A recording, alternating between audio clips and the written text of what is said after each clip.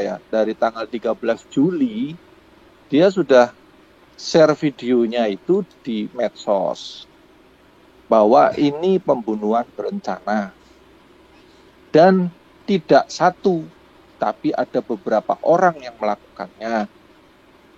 Nanti kita tunggu. Nah, setelah 30 hari kematiannya almarhum Joshua, tanggal 8 kemarin. 30, ya. Tanggal 7, Pokoknya tanggal 7. Intinya dia begini. Terakhir dia mengatakan bahwa ini yang membunuh ini lebih dari 5. Melalui siapa, Pak? Informasi dari dia. mana tuh, Pak? Informasi siapa tuh, dia Pak? Bilang gini, Siapa? Pak Itu informasi siapa? Pak Rismon Raja Mangatur Sirait. Dari grup mana itu? Dari tim siapa Facebook itu? Dan Itu TikTok, praktisi Pak, hukum. Dia sudah disebarluaskan itu, Pak. Itu siapa praktisi dia hukum? Dia menerawang. Sebelum pengakuan Baradae. Enggak, maksudnya itu siapa, Pak? Itu praktisi hukum atau dukun atau mungkin penerawang? Siapa tuh, Pak? Orang-orang masyarakat itu? Pak, masyarakat. Oh, masyarakat. Oh ya, silakan. Nah, ini kan saya cuma nge-share aja lah. Karena Polri, beberapa orang kepolisian juga melakukan suatu dagelan toh. Nah, rakyat kan boleh dong bikin dagelan juga. Intinya begitu. Tetapi dagelan rakyat ini sekarang cocok semua, Pak. Iya. Nah, dia berbicara sebelum ada pengakuan Barada loh. Iya.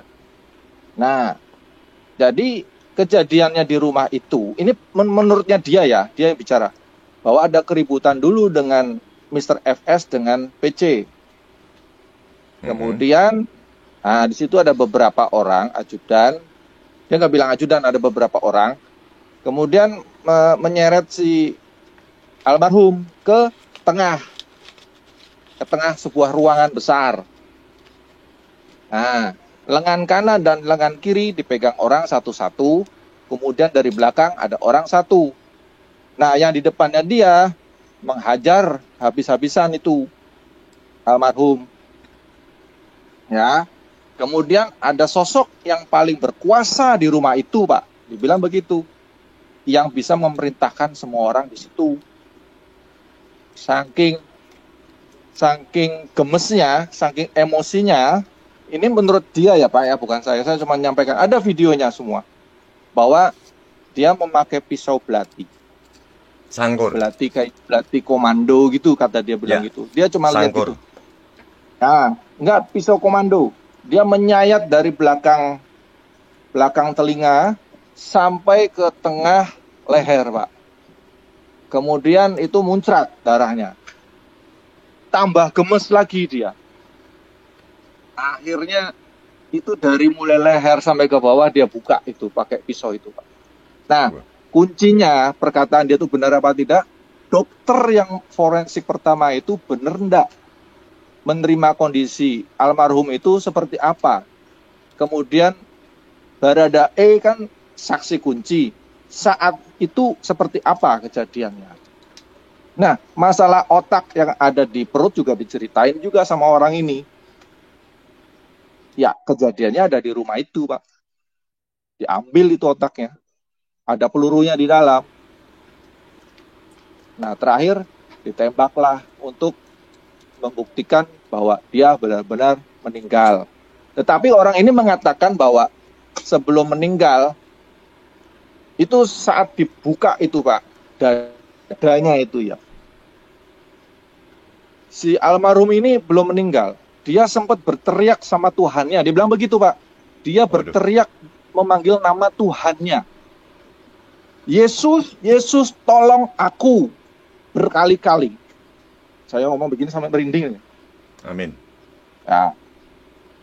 Nah, kemudian tembaklah dari belakang. Tuh. Nah, bisalah di cross-check ini nama orangnya. Itu videonya sudah nyebar, Pak, mana-mana. Di masyarakat sudah ada. Kemudian yang hari ini tadi di TikTok itu akunnya Baradae, Pak, tulisannya sudah nyebar juga. Isinya ya pengakuannya dia yang di BAP, dia tulis di situ semua jelas katanya. Nah, itu sesuai dengan apa yang dikatakan orang ini. Orang ini upload di Facebook itu beberapa kali, tanggalnya kan jauh sebelum ada kejelasan dari kasus ini, bahwa pelecehan seksual itu tidak ada. Dan orang ini udah benar ngomong bahwa itu tidak ada, murni ini pembunuhan. Amin. Nah, saya bacakan ya, TikToknya Baradae sudah hapus Pak, udah nggak ada. Ini banyak orang yang ngeser-ngeser aja sebelum diblokir. Dibilang begini, saya bacakan. Perkenalkan, saya Baradae. Saya masuk dalam tindak pidana kematian atas teman saya Brigadir J. Saya ingin memberikan kesaksian di TikTok karena saya takut LPSK tidak dapat menjaga nyawa saya selagi saya memberikan kesaksian. Saya juga termasuk dalam kejadian di rumah Irjen Fendi Sambo. Sebelumnya saya akan jelaskan awal mula kejadian. Namun jika saya sudah tidak ada lagi, maka nama yang ada di dalam video ini, Pak FS, saya sebut FS tapi Baradae nulis nama lengkapnya di sini. Memiliki istri simpanan. Ini bukan saya yang katakan ya, isi TikTok ini. Dan itu adalah polwan itu. Ya. Yang kita kenal sebagai polwan cantik. Kita tidak tahu kalau Brigadir J ini disuruh oleh PC untuk mengungkap apa yang terjadi dengan FS. Kenapa sifatnya beliau berubah? Kemudian ketika mengetahui itu, Ibu PC marah besar dan terjadi keributan. Ibu PC menerima tindakan kekerasan dari Pak FS. Namun almarhum melindunginya saat itu juga dari Mr. FS. Kemudian Mr. FS tahu bahwa hal ini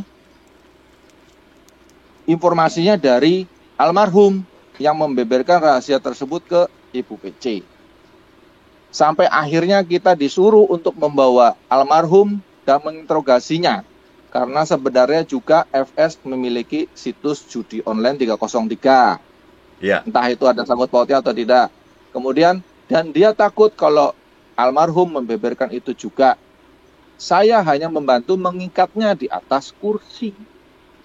Setelah beberapa siksaan, akhirnya FS menembak almarhum. Dan akibatnya, Pak FS panik sehingga menyuruh beberapa anggota petugas forensik untuk membersihkan area tersebut. Petugas forensik datang dengan menyamar sebagai petugas PCR.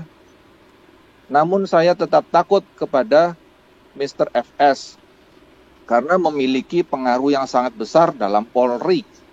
Yes. Bahkan, ini saya sebut ini ya, bahkan dia bekerja sama dengan Pak Sigit. Mohon doanya dan sebarkan pesan ini agar tidak hilang dari TikTok. Karena mereka kapan saja dapat men-take down postingan saya ini.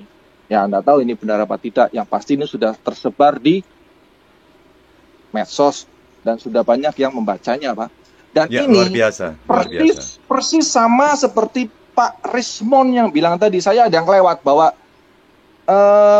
sempat ada adu mulut kan, ribut antara FS dengan PC kan.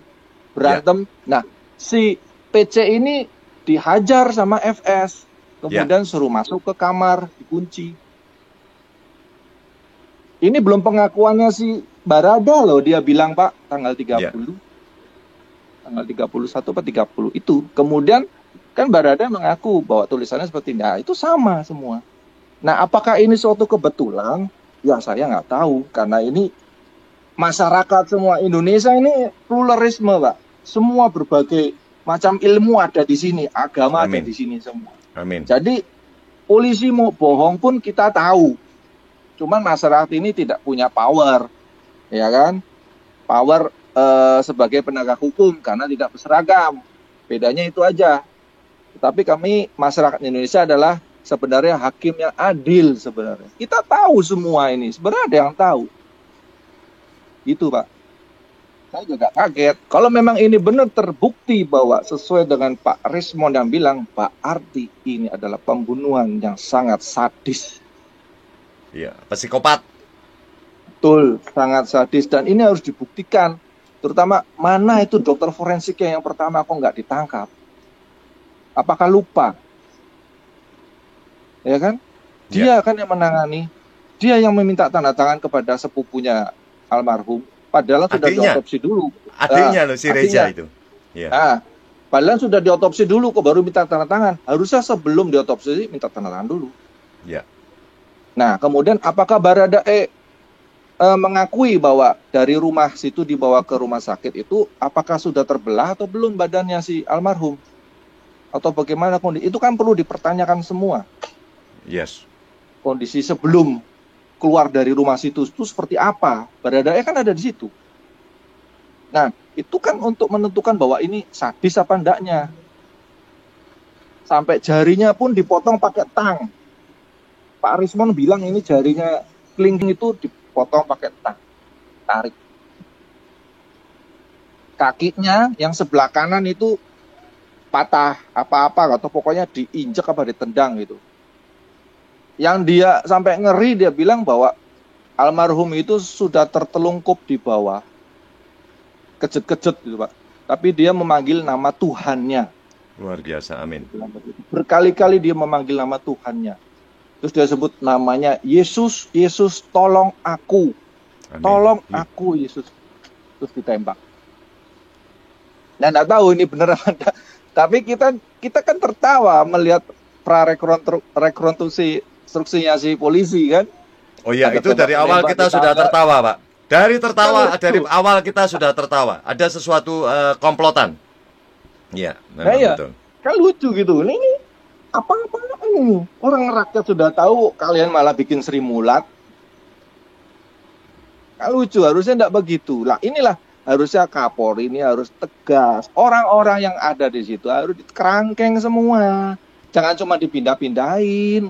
Itu sudah melakukan perbuatan kejahatan. Coba kalau rakyat biasa, sudah di baju orange semua kan? Yes. Karena dia pakai seragam aja. Sebenarnya ini tersangkanya sudah ada, Pak. Big Boss-nya sudah tahu. Pak Kapolri pun sudah tahu kemungkinan. Tapi kenapa belum ditersangkakan? Dan dalam surat si Baradae pun pasti sudah kasih tahu siapa yang mengeksekusi. Nggak mungkin lah, secara logika.